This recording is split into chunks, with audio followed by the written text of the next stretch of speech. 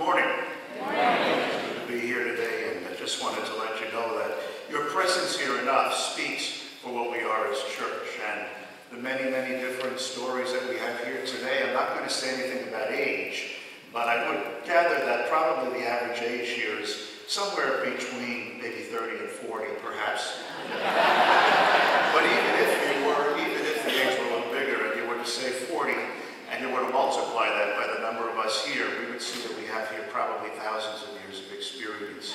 And so it is the case when we speak about the church in the United States, when we speak about us, we speak about ourselves as an immigrant church. It's almost impossible to think of the American church without thinking of us as an immigrant church.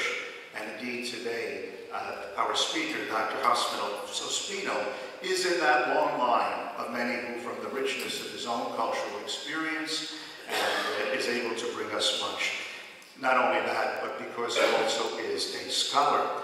As you may know from reading the program, that Dr. Ospino was born in Columbia, where he pursued undergraduate studies in philosophy and taught philosophy and religion at various academic levels and worked for the National Confederation of Catholic Education of Columbia. He holds, and I know I should say Columbia, it's not Columbia, but it's got 2 O's in it, so if you spell it right. But he holds an M.ED degree in theology with concentration in church history and a Ph.D. in theology and education from Boston College. Dr. Ospino's research concentrates on the dialogue between theology and culture and the impact of this interchange upon Catholic theological education, catechesis, and ministry. He has lectured nationally and internationally on these areas. He and his wife, Broderick, are actively involved in Hispanic ministry in Boston. He is currently involved in a research process as principal investigator for the National Study of Catholic Parishes in the United States. Catholic parishes, of course, being the heart of all evangelization. So we would wait with much interest to find out how that study develops. And without further ado, I'd like to introduce Dr. Ospino, and looking forward to what he has to say to us about our mission in the 21st century. Dr. Ospino.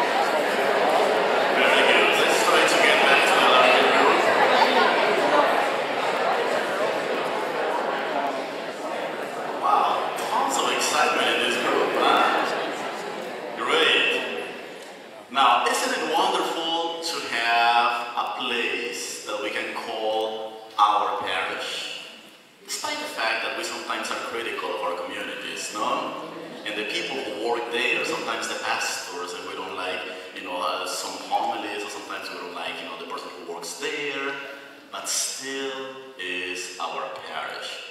We are that parish.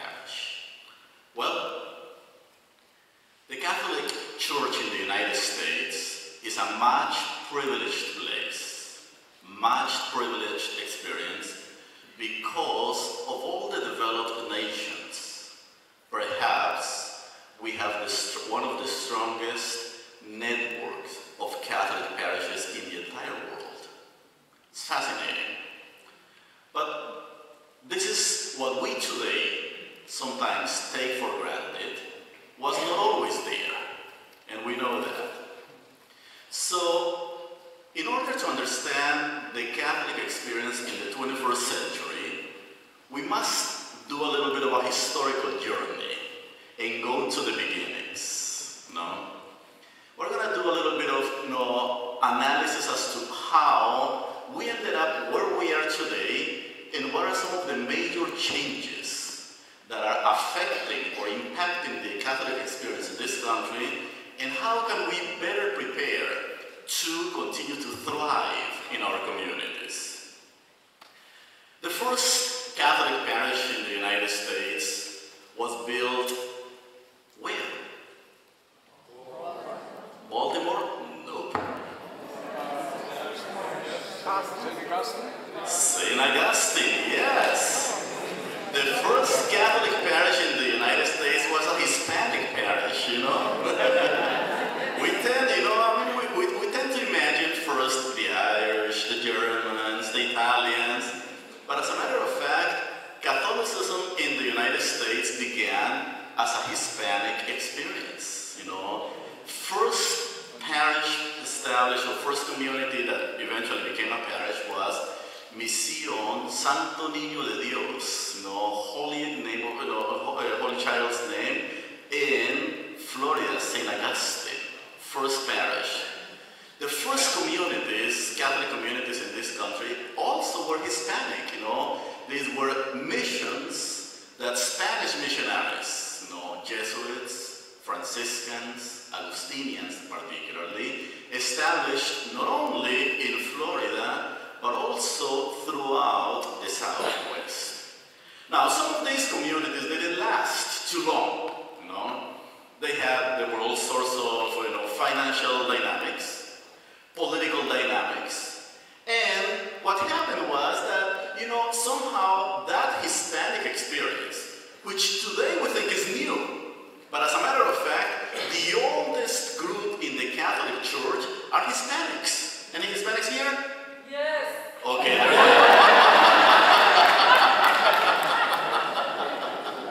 Good, so just a few voices here and there. But the oldest group in Catholicism, as a matter of fact, before the Irish, before the Germans, before the Italians, the Polish, before the Portuguese, even before the Pilgrims, Hispanic Catholics were already in this country, Fascinating experience, particularly towards the South. However, demographers in the Catholic Church, speak today of two main waves of Catholics. Thank you, Bishop, for reminding us that we are an immigrant church, Catholicism is not a native religion or experience to the United States. It is an immigrant experience. It was transplanted from somewhere else. Most of the experiences of Catholicism have actually been brought from Europe or Asia or Africa or Latin America and then planted in the United States and are here to flourish, And the experiment is not over, as a matter of fact. It continues to move on and move on and move on. So back to the demographers. So the demographers say that there are two major waves of Catholicism in the United States. One is, demographers tend to somehow leave that first migration from Latinos or Spanish immigrants, behind. And the first major wave that really shaped, the American Catholic experience began in the 19th century. Now, journey with me, please. Imagine the year 1800. Remember? The year 1800. Well, in the year 1800, it was just a fascinating experience, The United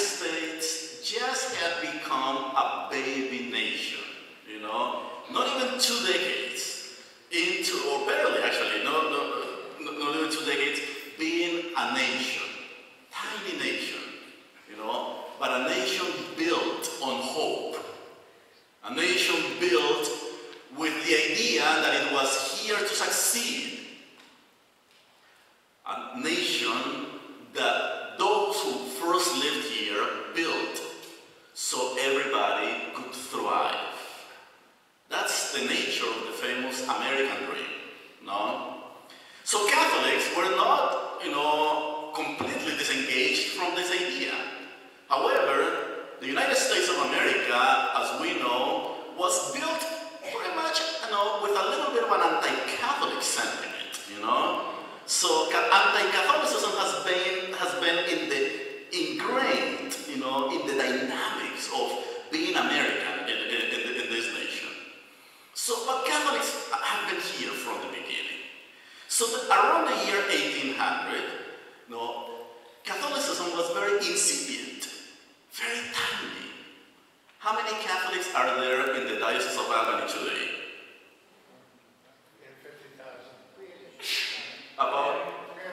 About 350,000. Did you know that around the year 1800, there were only barely 200,000 Catholics in the entire country? 200 Catholics. So these Catholics, many of them lived here in the Northeast, others lived in the South, Southwest, even though the Southwest was not still part of the United States, So many of these 200,000 Catholics, they lived in communities, small communities. There were not that many churches. Today we take parishes for granted. So at most, there might have been maybe a couple of hundred churches or faith communities.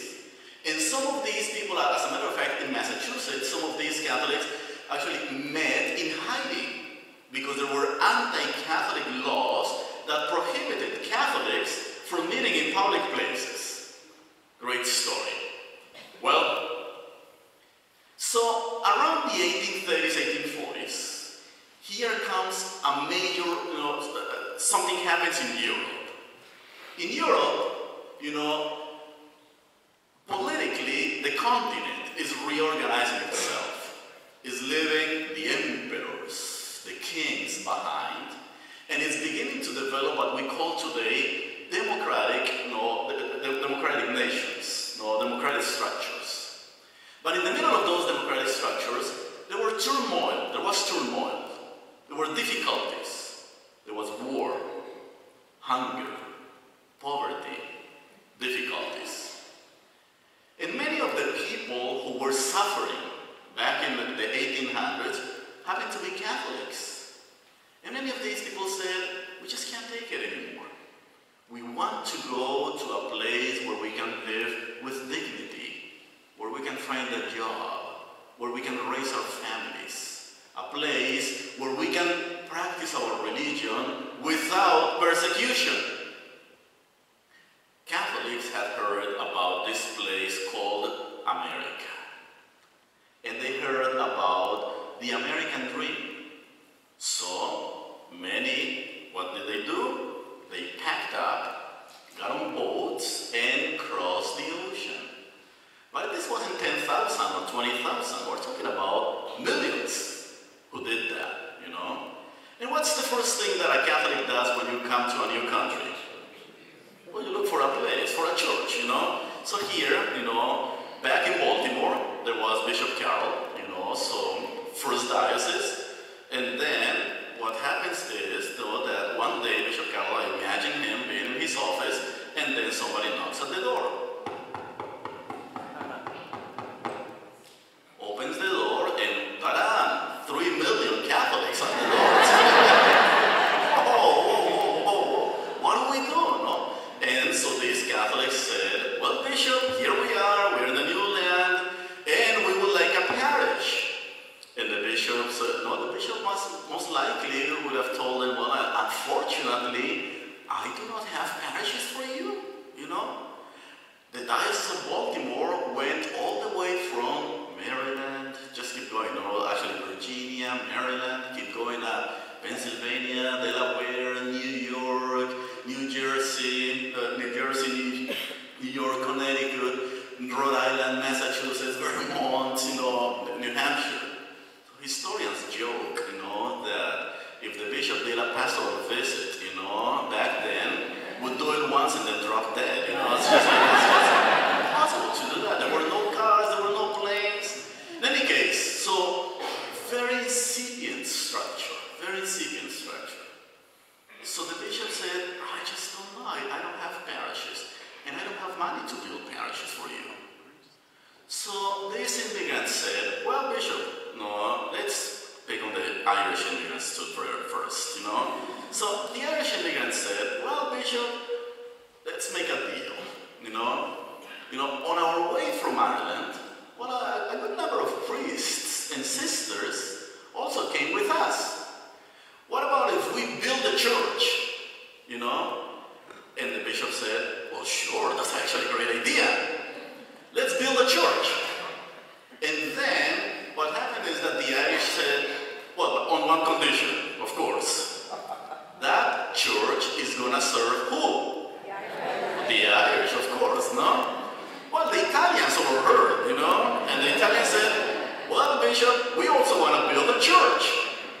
But this church is going to serve who? The Italians.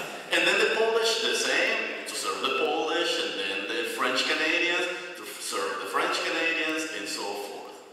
That's how we see the birth of what today we call national churches.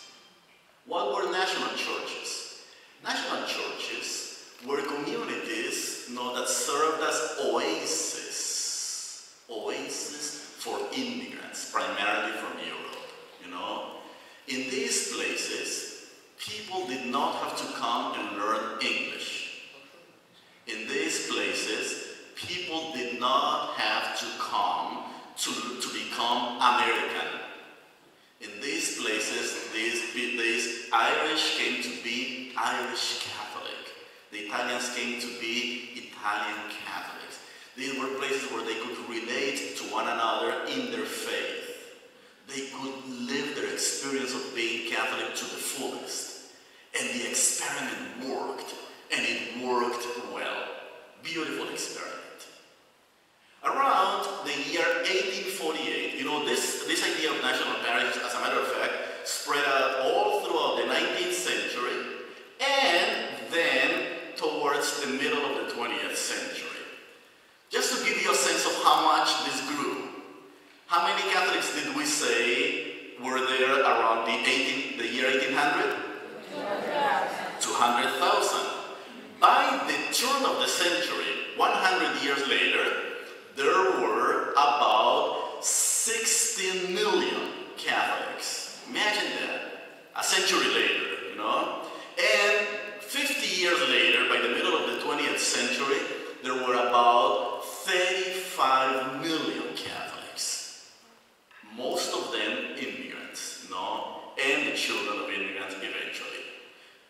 Maybe your parents, maybe your grandparents, maybe your great-great-great-grandparents. These were the people who forged the church and the structures of the church that we have today in the United States, so you and I can worship in these communities. And we owe them a lot. We owe them a lot. Then, around the middle of the 20th century, 1848, well, the United States was a little bit of a stronger nation. And then the United States said, let's go on an expansionist mission. We need territory. So they looked south. And they looked south, and they saw Mexico. Back then it was called La Nueva España, the New Spain, and then eventually became Mexico.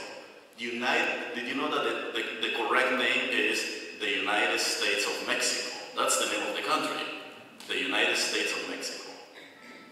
So the United States of Mexico was down here, and then the United States of America up here. But the northern part of Mexico was poorly administered. So the United States of America looked at as an opportunity. And they went to Mexico, back then, and they made this proposal to Mexico. Dear friends from Mexico, you've got want for you. You give us half of your territory, or we declare war on you. As simple as that. And Mexico said, okay, just take it, you know.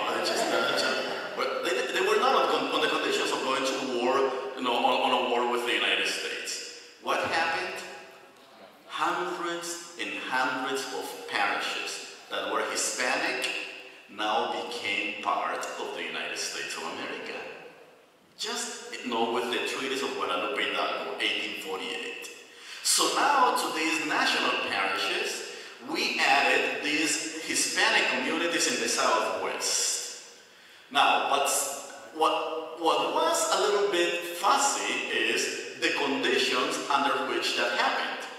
Because Mexicans back then went to bed one day being Mexican, and the following day they woke up being American, you know, citizens of another country. But they became second-class citizens of the United States.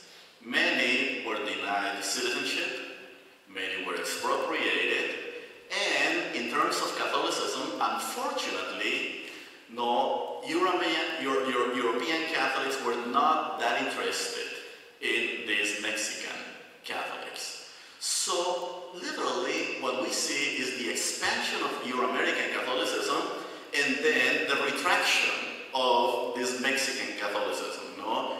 And there are all sorts of stories that I could tell you, but back then, you know, in the 19th century, Hispanics were not that important for this expansion of Catholics throughout the country.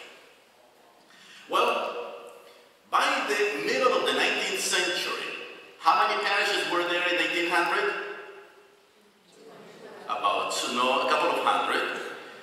By the middle of the 20th century, after almost 150 years of Catholic presence in the United States, Catholics in the United States had built almost 23,000 parishes. 23,000 parishes. The vast majority were in the Northeast and the Midwest. So many of the parishes that you have today are part of this beautiful experience. And, well, Catholics had a place to worship, a place to call their own, you know, their parishes. The number of priests increases, the number of sisters increases, and Catholicism, you know, in the middle of the 20th century Catholics become 25% of the entire population in the United States. Highly influential community. How come did Catholics become so influential? Well, I will tell you one of the main reasons. In the middle of the 19th century, you know, Catholic families were very large, you know, unlike our families today, you know.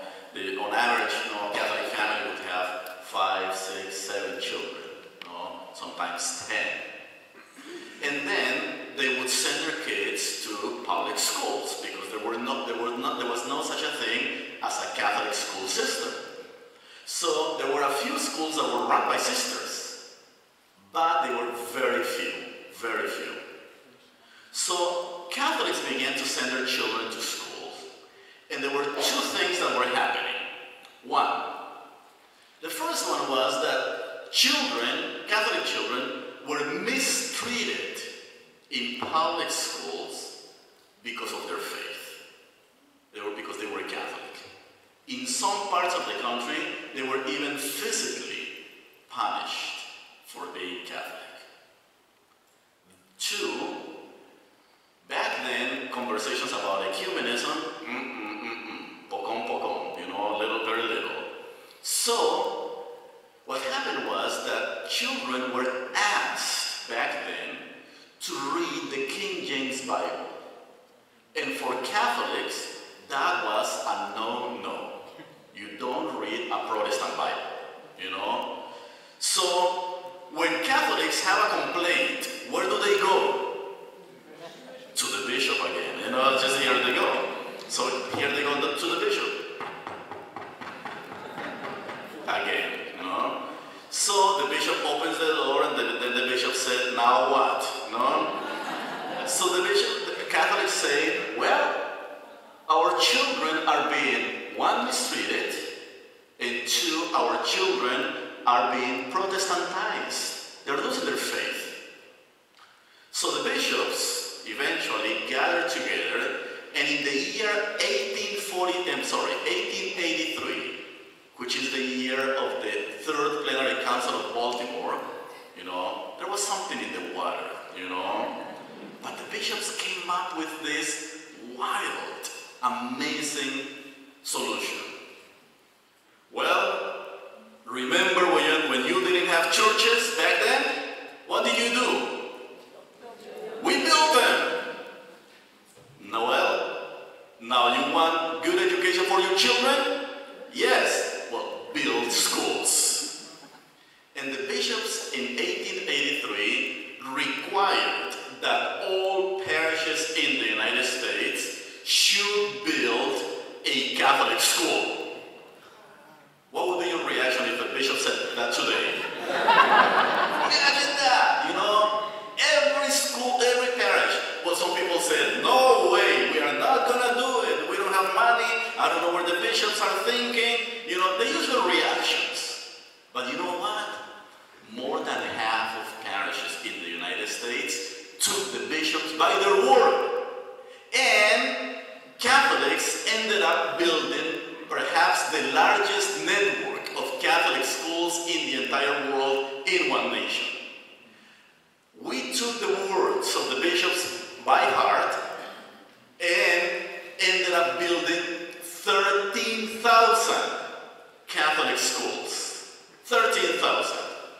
Well, these Catholic schools were amazing because then, one, children were not being mistreated, but children were being given, this is reason number one for building Catholic schools, to give Catholic children the best possible education.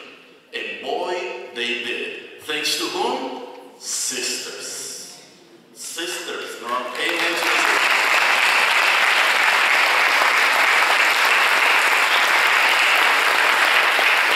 Second main reason for Catholic schools to be built: identity.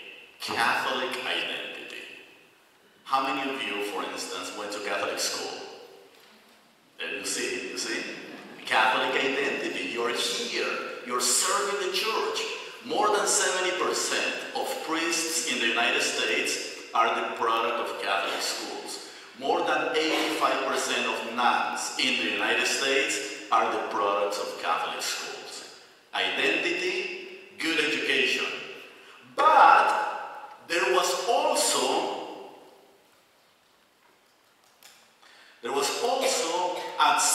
a third outcome, which was intended/unintended. Catholic schools did such a great job that they accelerated the process of Americanization of Catholic children. And they helped these children to integrate themselves into the larger society by turning them into middle class. Why? Because from Catholic school, most of these Catholics eventually went to colleges, became professionals, and by the 1950s, 55% of all Catholic children went to Catholic schools. What happened? White Euro-American, the white Catholic Euro-American population was catapulted into the middle class thanks, in great part, to Catholic schools. Amazing. It was a fascinating experience. So, Catholics were fine. Remember those days of hunger and violence and anxiety because of the wars in Europe? Over. In the United States, Catholics had achieved primarily the American dream in many ways. Educated, built the largest network of parishes, largest network of churches, not to mention universities. More than 300 colleges Catholic colleges, like this one, built in the United States. Many of them, like this one, built, founded by sisters, by religious orders as well. What a story of success. So Catholics pretty much began to, hold hands and sing, Kumbaya, my Lord, Kumbaya. We did it, We can stop history now. Who needs to go any further? That's it, We need to go, we don't need to continue. Now, remember those people in the Southwest that were annexed back then? Well, Hispanics, we call them Hispanics today. But, Euro-American Catholics were not too concerned about that group that much, because they became a small group. No. If you were born in the 1950s, don't raise your hands, if you were born around the 1950s, 95% of all Catholics in the United States, 95% were Euro-American white, okay? Hispanics, right a little corner, 3%. African Americans, about 1%. Native Americans and Asians, about 1%. Small numbers. We didn't even have a name for Hispanics back then. As a matter of fact, the name that we had for, the U.S. government began to use the word Hispanic only until the 1970s. Before, what we called Hispanics? We called them the Spanish-speaking. The Spanish-speaking, just like that. Well, but many Hispanics protested. They said, no, because there were many Hispanics in Texas, and New Mexico, and Arizona, who had been living in the land longer than anybody else. And they were Hispanic, but they didn't speak Spanish. Hispanic, but they didn't speak Spanish. This is one of the myths that we need to keep in mind. We always think that all Hispanics are Spanish-speaking. That's not the case, So, then everybody tried to figure out a new word. And they said, well, let's see. Where is the majority of people in California from? Mexico. Well, let's call these people Mexicans, So if you live in the Southwest, you're Mexican. Well, I was born in Guatemala. Mexican. You live in, Let's make things simple, Well, if you live in Florida, then everybody is Cuban, Cubano, Cubans down there. And if you lived here in the Northeast, everybody is Puerto Rican, You solved the problem. Puerto Ricans, Mexicans, Cubans, You just add the three largest numbers. Well, that's not that easy. It's not that easy. Why? Because then, we needed a better term. So far, there are two contenders for the most popular term. One, Hispanic, which is the one that the church uses and the government. And two, we have Latinos, which is more used in the academic settings. Latinos, Hispanics, But Hispanic were only 3%. African Americans, oh my goodness. This is, when we do our examination of conscience as Catholics, this is a group, for instance, that we need to keep in mind. Why? Because we didn't do that well with African Americans, The history of racism in the United States, particularly towards Black America, somehow permeated also our churches in our communities, For instance, the vast majority, almost every white community refused to allow Black Catholics in their congregations, in the 19th century and even into the 20th century. So what did Black Catholics do? They had to segregate themselves and go into these Black churches with few resources. There were a few people and a few Catholics, and we have commendable bishops who were opposed to this, But to be honest with you, we did not do a good job with Black Catholics. And racism needs to be named because, in the 1800s, prior to the Civil War, there were Catholics who owned slaves. There were Catholic theologians, Catholic clergy who made public arguments using the Bible and using the tradition to justify slavery, you know? It's not our history, I understand. It's not our time, but it's part of our history. We need to know about these things. Asians, another history that, you know, Asians were this tiny number, and then, you know, we always looked at Asians with suspicion, you know, whether they came from China, or Korea, or Japan, or the Philippines. Always looked at, you know, Asians with suspicion. In any case, so by the middle of the 20th century, here you have these small minorities on the one hand, and then you have Euro-American Catholics who almost as a group, not everybody, but the vast majority of Euro-American Catholics have become middle class and upper class. American Catholics, Euro-American Catholics became the most generous group in the entire world, you know, and the Vatican loves us, you know. And that is true, because we're very generous and because we support a lot, education, philanthropy, and many other things. Supporting the missions, that's what being American was about, was fascinating. So, around the middle of the 20th century, something happens. When everybody's singing, Kumbaya, my Lord, Kumbaya, we elected a Catholic president, you know, we became middle class, we had so much money that not only we built so many churches, but we also built universities and hospitals and orphanages. We had so many resources and so many clergy, so many sisters. For goodness sakes, this is a story of success. But then things began to change in the middle of the 20th century. No? In the middle of the 20th century, for instance, you know, Latinos, let's begin to look at Latinos, you know, or the U.S. government, enacted what's called the 1965 Immigration Reform Act. The 1965 Immigration Reform Act, pretty much, you know, the waves of immigrants from Europe had already dwindled. So it closes the doors to immigration, not completely, but narrows the doors of immigration from Europe to the United States, and then opens them up to Latin America, Asia, and Africa, okay?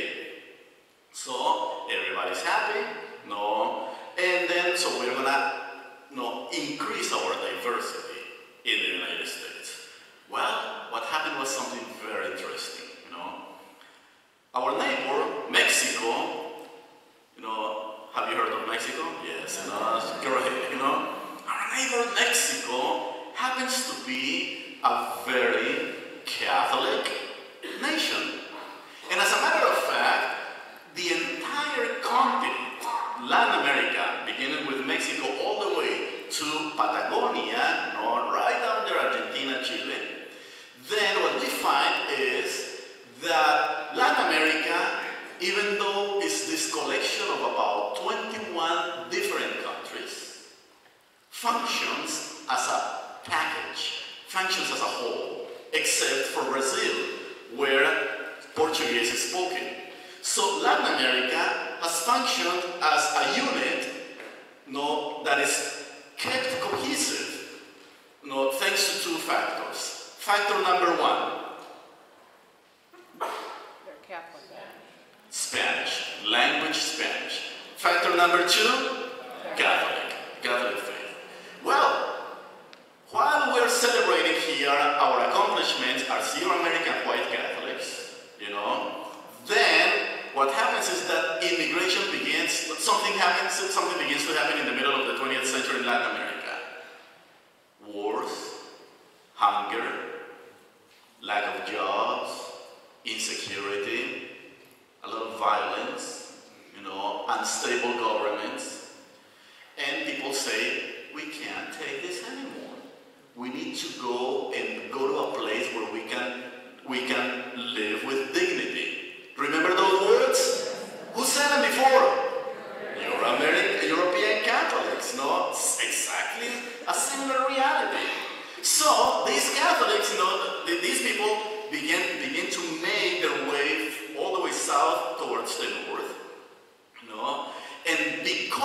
function as a block, you know.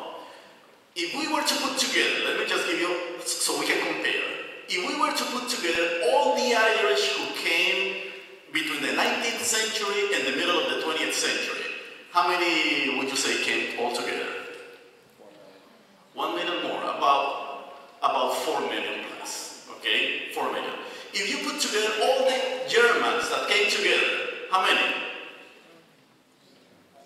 About 5 million.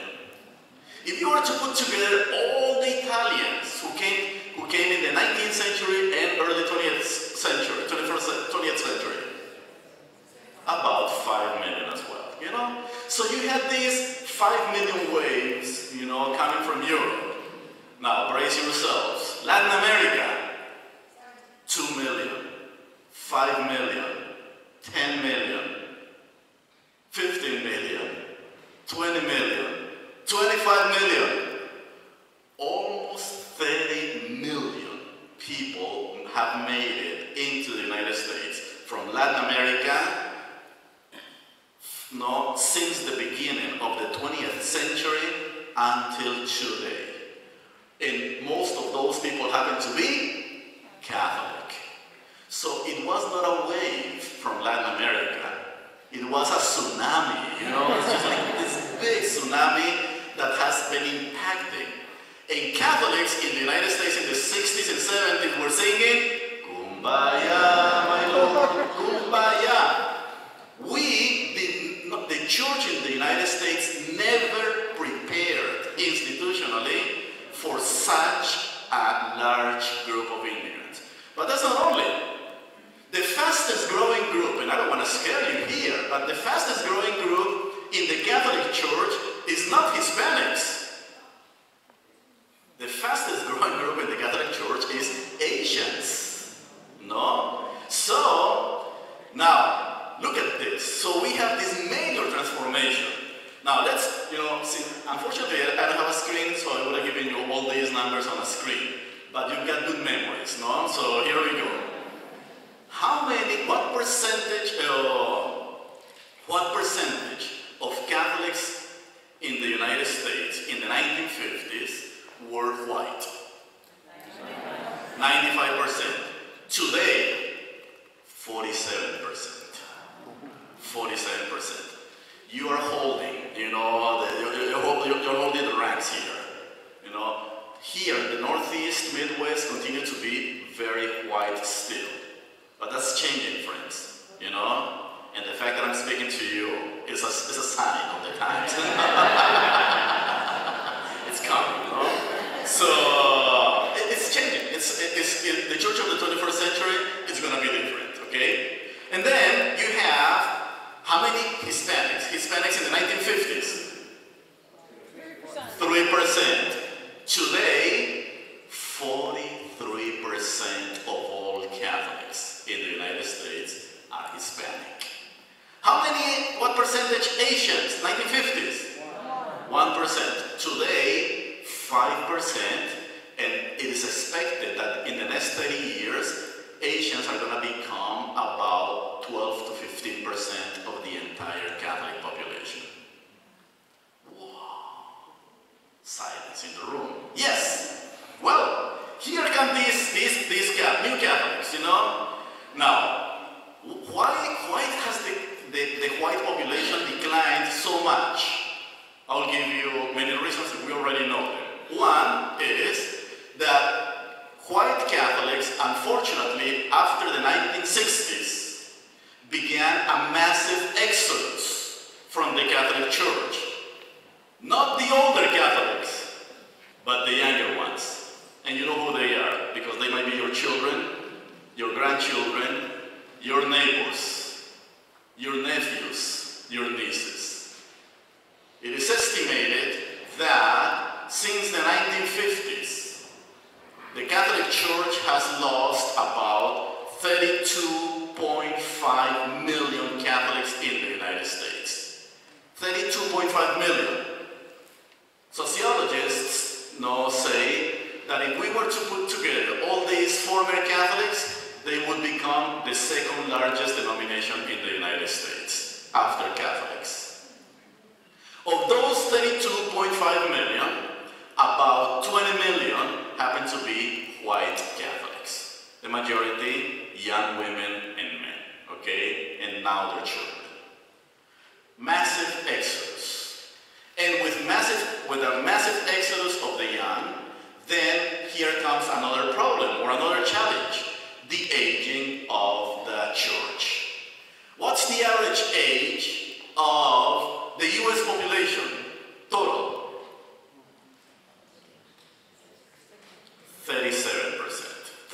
37 years, okay? 37 years. No? Anybody here 37? Okay, we have one there. So you're the average, you know? 37. What's the average age of white Catholics? Don't be so pessimistic, you know? About 45, okay? About 45. Now, about 45 years of age. But then, you know, what's happening here is, so we have an aging population on the one hand, you know, and we need to go back and reclaim our young adults and their children. They haven't lost their faith. These people have simply become disaffected for X or Y reason. Catechesis, religious education, evangelization, Pope Francis, Pope Benedict XVI, St. Paul, St. John Paul II reminded us that the new evangelization is not much for those who have never heard of Christ, because that's the mission of Genesis. The new evangelization is primarily for those Catholics who became lukewarm or disaffected or simply drifted away. That's the new evangelization. That's where we need to be putting our energy. But also, we need to be putting our energy in the new faces, in voices. The handsome faces, for instance, no? Why? Because Hispanics and Asians are the present and the future of Catholicism in the United States demographically, because of the numbers. Also, there are two main reasons why Hispanics have gone from 3 to 43% of the Catholic population in just half a century. One is, we already said it, in migration. The other one is babies. No? Babies. If you have ever been to a mass with Hispanic ministry, babies. The average number of children that a white woman has in the United States is 1.5 babies. I don't know how to make the 0.5, but the average number of babies that a Latina have in the United States is 2.5. And if it is an immigrant from Mexico, average number of children, 3 children. Okay? So Latinos are having children, and it's a very young population. And same here with the Asian population. Okay? So, average age of Latinos in the United States. 30. Look at me, no, I'm kidding. So, 27, friends. 27. Very young population. And to make it more exciting, if you were to take all the Catholics in the United States, all the Catholics in the United States who are younger than 30, 55% are Hispanic. And if you were to take all the Catholics in the United States under the age of 18, 60% are Hispanic. So where does this leave us? Well, what happens is that when all these immigrants arrive, you know, what's the first thing that an immigrant does when he or she comes into a new country? You go for a church, isn't it? So here come these immigrants from Asia and from Latin America, from Africa, and go to their bishops. So the bishop opens the door, and then these immigrants from Asia, Africa, and Latin America, these Latinos, say, Bishop,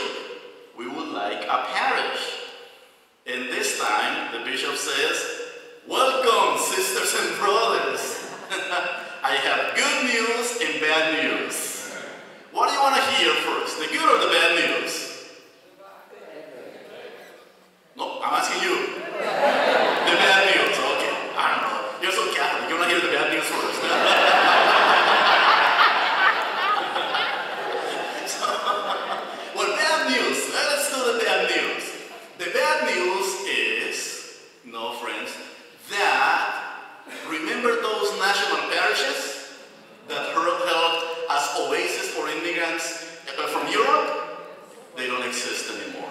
Ouch. In 1983, priests know this and sisters, most likely, or if you have gone to college to study theology, 1983, the church revised its code of canon law. And with the revision of the code of canon law, the church did away with national parishes. So right at the time when the number of Latinos begins to peak and Asians in the church in the United States, the church does away with perhaps one of the most efficient instruments to serve immigrant populations. Now, do you want the good news? Good. So the good news, says the bishop, well, don't worry. We don't need to build these national churches for Hispanics, or for Asians, or for Africans, or for anybody else. Why? Because we have how many parishes? 23,000 of those, isn't it? And then the bishop says, well, dear friends, Hispanics, Asians, Africans, and whatever language you speak, go to our parishes. But there is a group of people who don't like the idea. And which one is this group? The group that was singing Kumbaya, my Lord, Kumbaya. Because immediately these people know, and that's the biggest challenge, that study that Bishop is mentioned at the beginning, that's the study, that's a study that lasted 3 years. Actually, we already have the first round of reports, Bishop. And that's what we first realized. There's a lot of tensions in our parishes, friends, because now the pastoral policy is every parish must serve the needs of the community that lives in its territory. It's always been the policy, but national parishes gave us a little bit of a break. Today, 40% of all parishes in the United States are called multicultural or shared parishes. That number is going to increase over the next couple of decades fast. So why didn't the people who are in these communities like the idea? Well, pastors, to begin with, they said, oh, wait a minute, Bishop. What language do they speak? Spanish. I only speak English. And the bishop says, good, Father, there is a language school, in Mexico. So now seminarians are being recommended to learn at least a second language. Preferably, which language? Spanish, okay? And this is not only for the priests, permanent deacons as well, sisters, lay ecclesial ministers. We are in a new era in the Catholic Church in the United States where we don't have those national churches that segregate us because of, in terms of culture or language. Now, the 21st century is the century of the multicultural church, when you have to learn at least 2 or 3 languages. Some people say, you know what, Dr. Ospino, I'm too old for that stuff. I'm not going to learn the second language. Don't worry.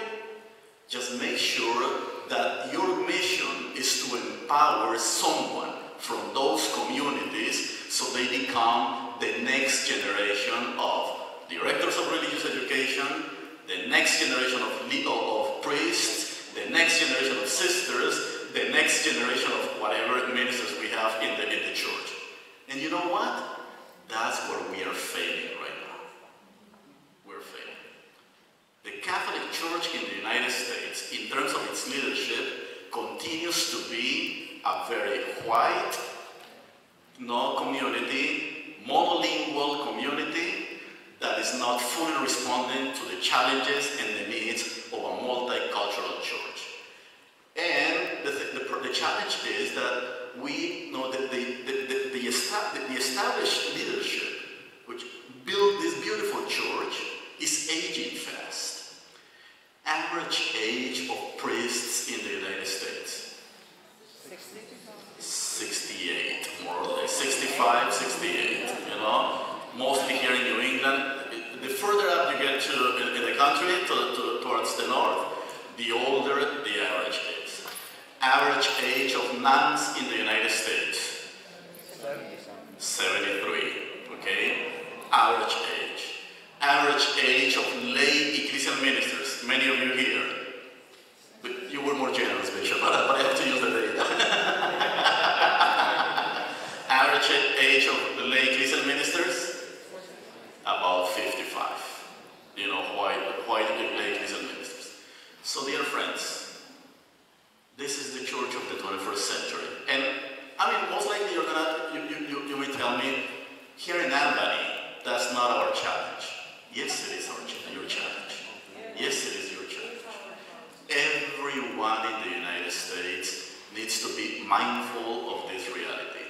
We need to start empowering the next generation of Catholics, of all ethnicities. I'm not saying that this is only for Hispanics, or for Asians, or for Africans. We need to, challenge number one, we need to re-engage our youth, our Catholic youth. We cannot lose our youth, because the next generation of teachers, priests, sisters, deacons, DREs, youth ministers, is going to come from that particular group, and particularly the ethnic groups. Catholic schools were the most amazing gift that the Euro-American Catholic population had in the 19th and 20th century. Right at the time when Latinos become the majority of school-age children who are Catholic, you know what happened? We have closed more than 6,000 Catholic schools. What a disparity. What percentage of white Euro-American children went to Catholic schools in the 1950s? 55%. What's the percentage of school-age Latino Catholic children in our schools? 3%. That leads to awake us in many ways. You know, so number one, focus on youth. We need particularly young women and men from our different communities, but our ethnic communities. We cannot lose that population. Two, we must empower a new generation of leaders. A new generation of leaders. The next generation of priests needs to come from these young people, from these communities, from your parishes.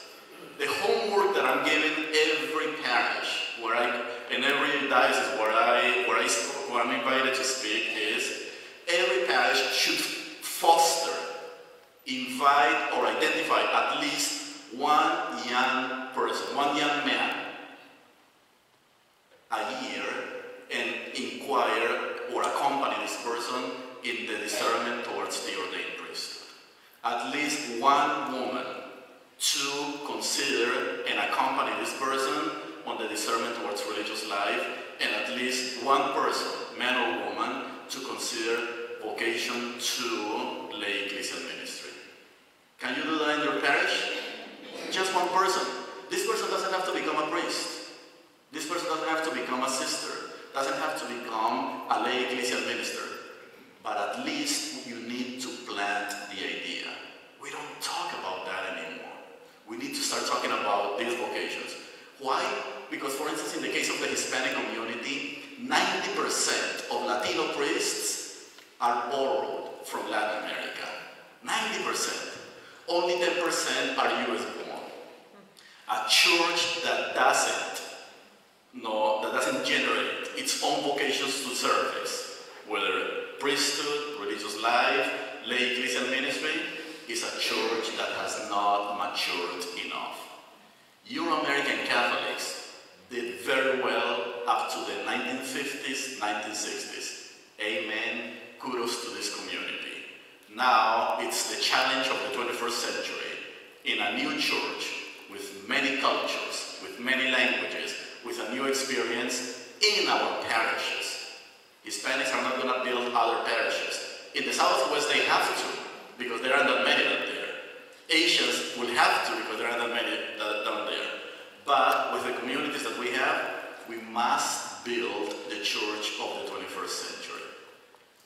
Whose responsibility is this? The bishops? Yes, but the bishop with you and me is the responsibility of the new evangelization in the 21st century. God give you the wisdom to do that. Amen.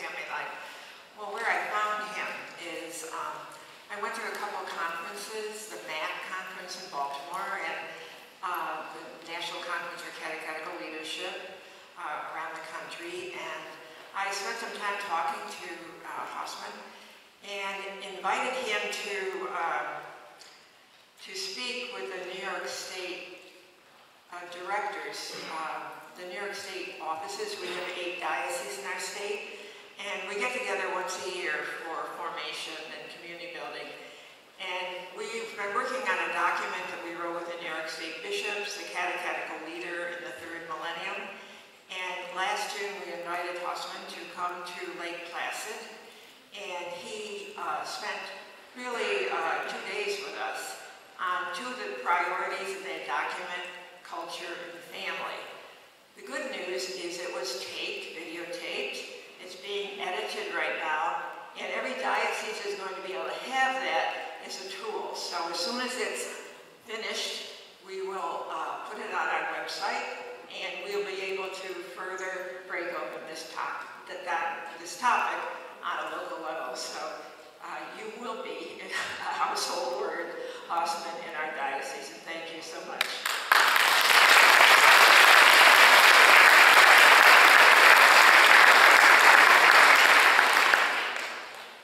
Dr. Ospino is being sponsored coming to our diocese by our Sunday visitor, and we encourage you to meet the reps from that company. He will be speaking this afternoon in St. Joseph's Hall. This is the last time we're using this facility right here. The major addresses will be in St. Joseph's Hall. Dr. Ospino is speaking on Speaking of God in a Disenchanted World, Religious Education and Secularism. So if you haven't made up your mind what you'd like to take this afternoon, certainly consider that. As many people here know, the opening of Spring Enrichment is the occasion of awarding the Sister Eileen Flanagan Scholarship. The scholarship was created in 1998 and was established as a tribute to Sister Eileen, a sister of the Congregation of Notre Dame. Sister Eileen served in this diocese as a catechist, a teacher, a scripture scholar, a pastoral associate, and was associate director in the then Office of Religious Education. She was the person who started Spring Enrichment 42 years ago, when it was a diocesan catechist formation program. She was responsible for the formation and certification of thousands of catechists and catechetical and youth ministry leaders in our diocese, and many of us knew her as a friend, a mentor, and a colleague. We felt it was most fitting to establish a living tribute to Sister Eileen, who died in 1997.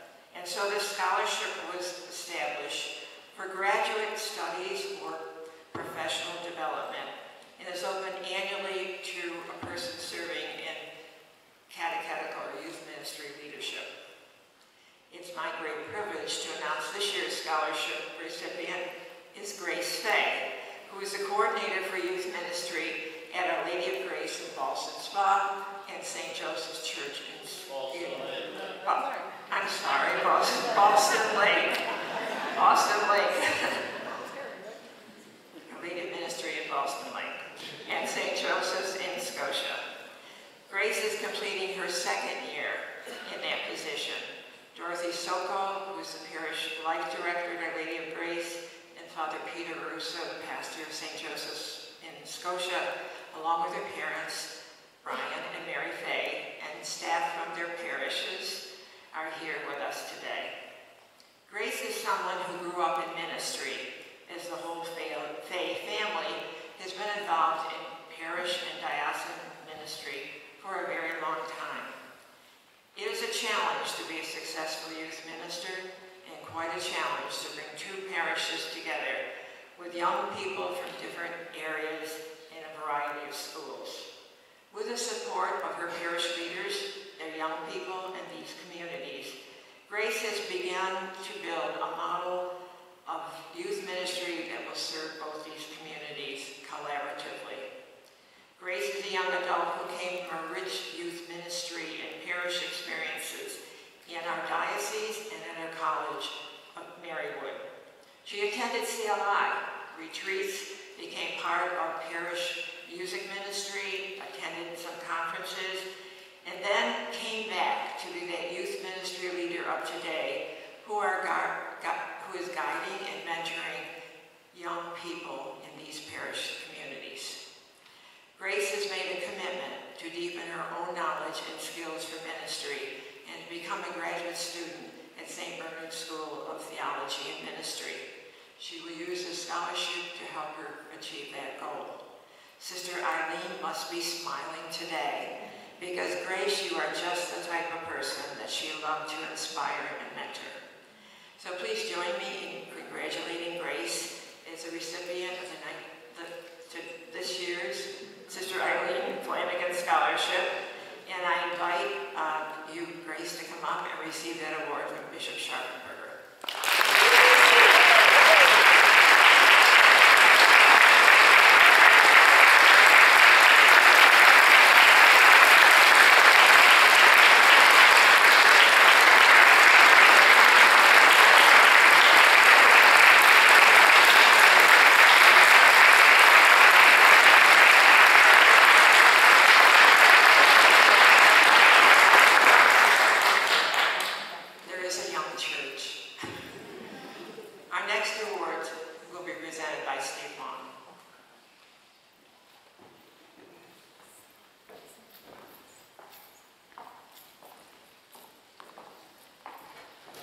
A few years ago, as we were coming close to the opening of a spring enrichment, we had a little bit of a problem.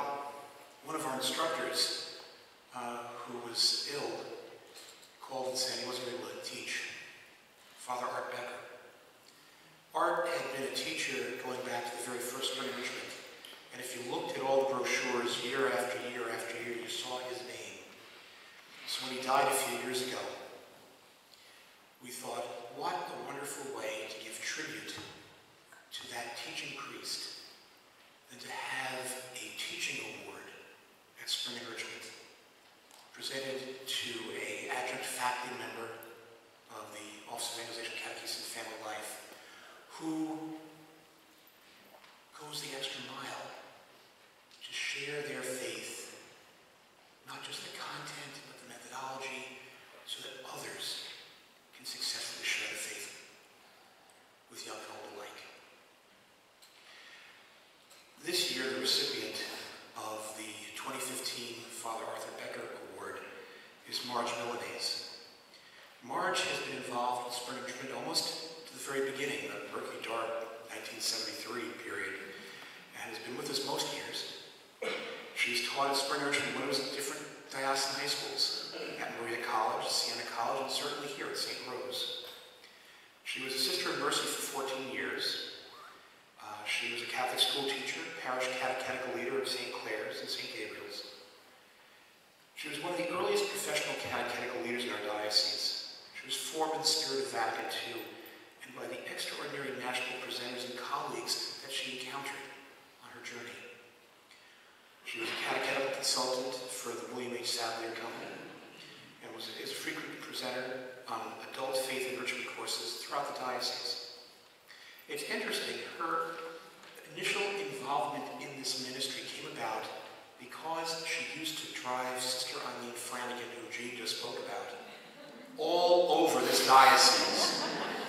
And I think Sister was trying to get out of some of those miles, and she said to Marge, "Hey, how would you like to teach some of these courses?" So that's always great, you know. "Hey, how would you like to teach instead of me?" You know, it's always good. Marge is the spiritual director and retreat director in the diocese, as well as a retreat director throughout for different retreat houses throughout New England.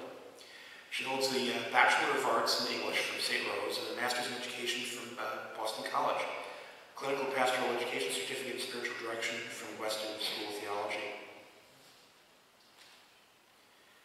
She was one of the founding leaders of the first professional association of catechetical leaders in our diocese. Now, those of you how many of you are catechetical leaders in your parishes today? Okay, so we have a number of you who raise their hands. Hopefully you guys know we have the catechetical deanery associations, right? Well, before we had the catechetical deanery associations, the catechetical leaders at the deanery level, we had another group called the More. Does it sound, was that a car or something? Oh, whatever, okay. I'm not going to sing, don't worry. The Albany Ministers of Religious Education. That was the founding kernel of our present-day deanery associations. She's part of the early leadership in our diocese in terms of catechetical ministry, along with such great leaders as Father Jerry Tierney, Mary Reed Newland, Jim DeVoe, and of course, her beloved mentor and friend, Sister Eileen Flanagan. When Marge was contacted by Jeanne to tell her that we had selected her to be the recipient of the Becker Award, she shared a very, very interesting story.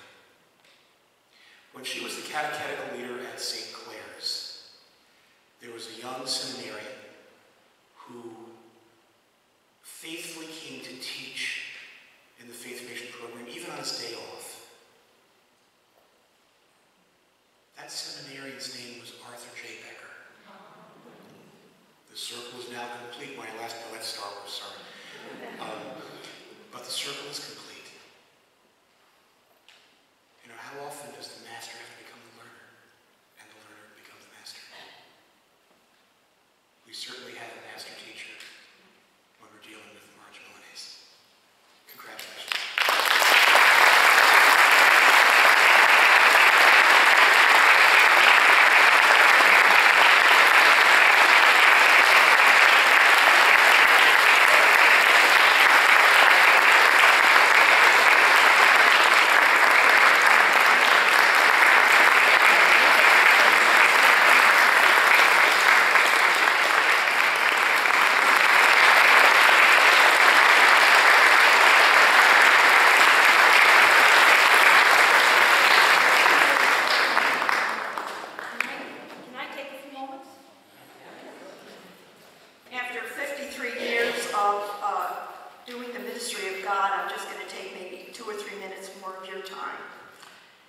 It's really with a happy heart that I stand here for so many, many reasons. But I also want to refer to the fact that with us are two bishops, and we are very honored to have both of them with us today.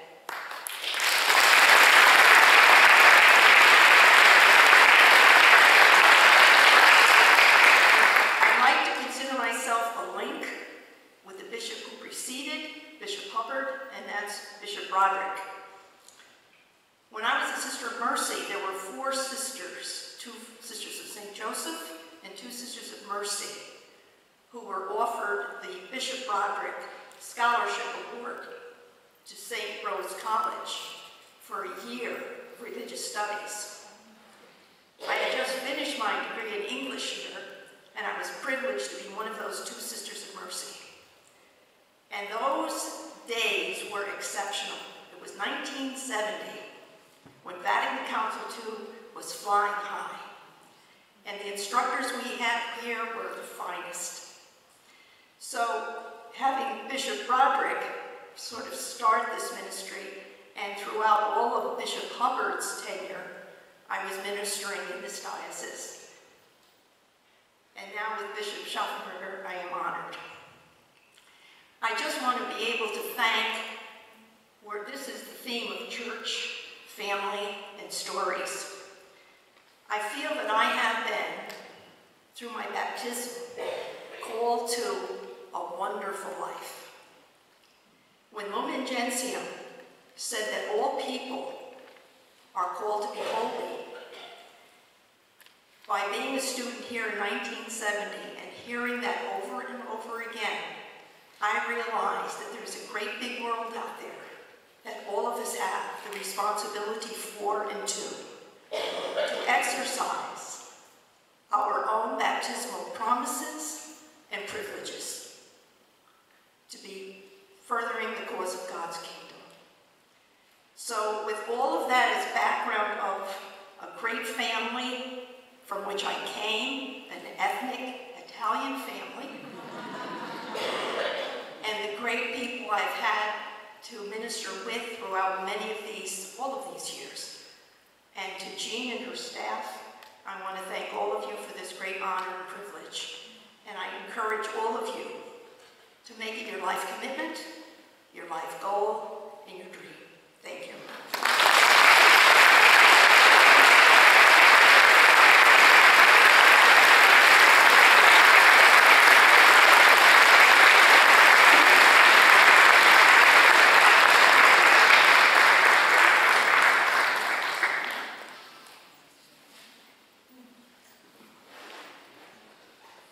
Thank you, Marge, for mentioning our two bishops. We certainly are honored to be with them and to have them be such a strong part of all our lives.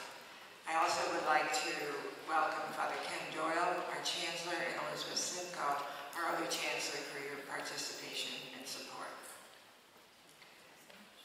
Marge mentioned the Bishop Broderick Scholarship. That was so interesting. I didn't know that even existed until I read your little bio. Very interesting.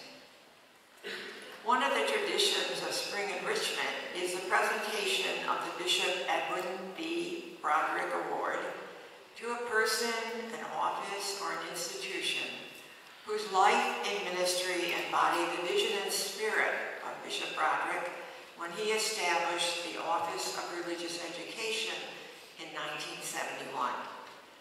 Bishop Broderick was the 8th bishop of the Diocese of Albany and served in this diocese prior to Bishop Hubbard and Bishop Scharfenberger.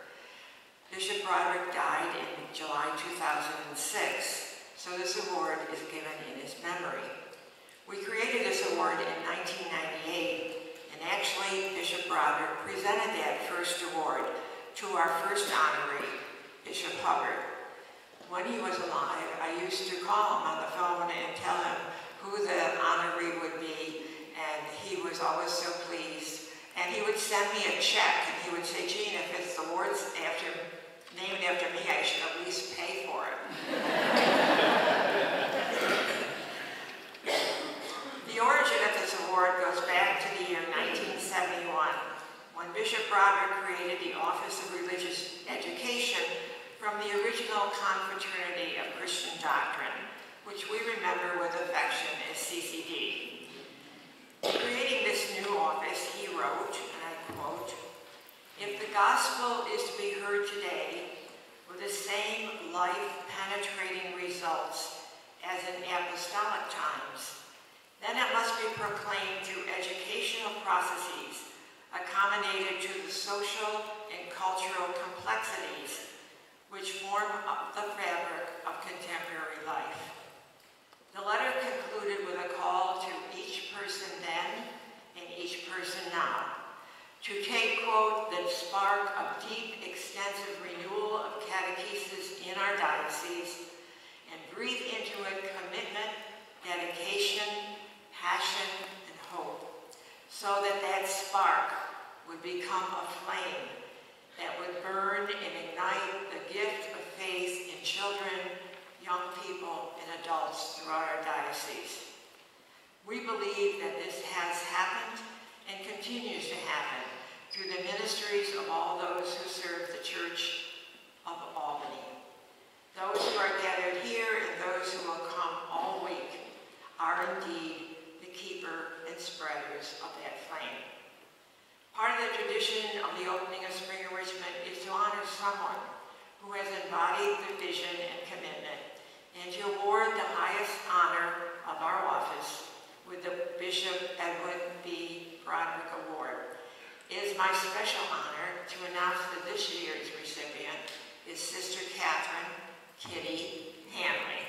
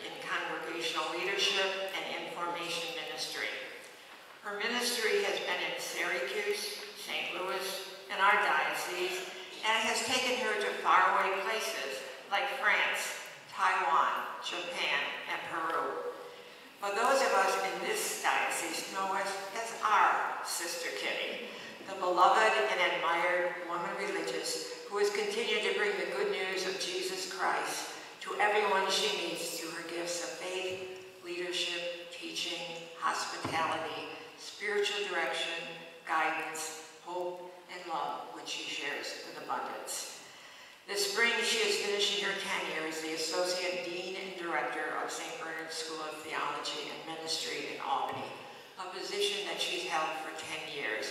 Prior to that, she was a professor, and she's continued to teach all the time she was a director.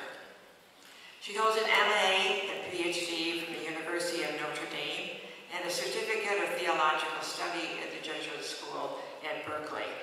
And not surprising for a sister of St. Joseph, she began her academic career right here at the College of St. Rose. Kitty's passion, dedication, and commitment to bring the face of Jesus Christ, the gospel in word and witness, and the mission of the church to every corner of our diocese and beyond is a gift that will shape our church for generations to come. The Catechist echoes the word of God in this place and time, and has she not been that catechist extraordinaire who has formed women and men for ministry through her leadership at St. Bernard's, through her gifts of spirituality, for her ability to offer spiritual direction and to form others in that discipline. She has shared her knowledge and love of scripture, theology, literature, poetry, and prayer to all who attend her classes, workshops, or retreats. Perhaps like Pope Francis, she is one who lives and witnesses joy and hope and gratitude for her life, her community, and her ministry. Hands down, Kitty, you are one of the most professional ministers in this diocese, and on a very personal level, it's been an honor to share ministry with you. So Kitty, in honoring you, we honor all those who serve with you on the staff, faculty, and board. They are here to honor you, along with members of your leadership team and dear friends you live with. You are the vision Bishop Broderick saw when he called for that flame of faith to burn through this diocese. And it's our prayer you use that gift a long time. So it's a great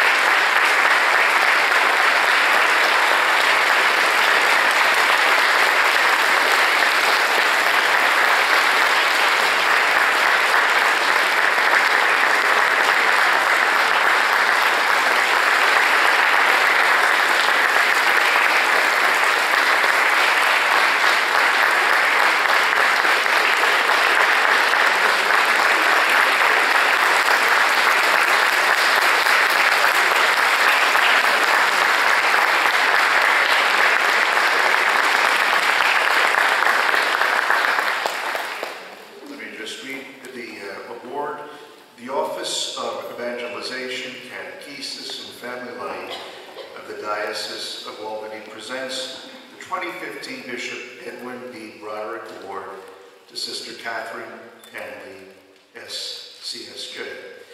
With our deepest gratitude and affection for your academic leadership, guidance, and commitment to all called to ministry in the Diocese of Albany, and for your extraordinary gifts so generously shared as a teacher, spiritual director, and sister of St. Joseph of Corona, May 11, 2015.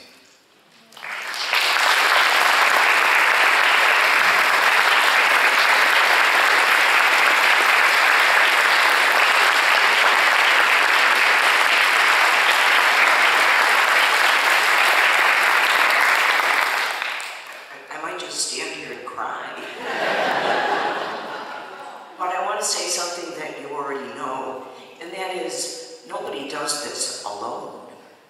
And I'm looking out at prayer partners and colleagues and friends and committee members and people in whose parishes I've been a guest and thinking it's because everybody's here that I'm here. That's what it's about. That's what Jesus said. So I think my prayer for all of us is that we feel this same support, this same love, this same spirit of collaboration and cooperation, because we can do it. I mean, the Spirit doesn't give up.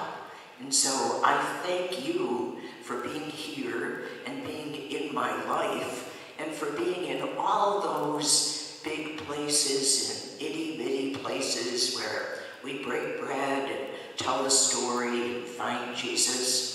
I want to thank especially my dear sisters of St. Joseph who have just supported me all along the way, and may we all keep doing it together. What a wonderful ministry, what joy it brings us. So thank you, Jeanne, a million times, and all your wonderful staff on whom I've been leaning for these many years. Everybody else in the diocese, you've been incredibly good to me. Thank you so much.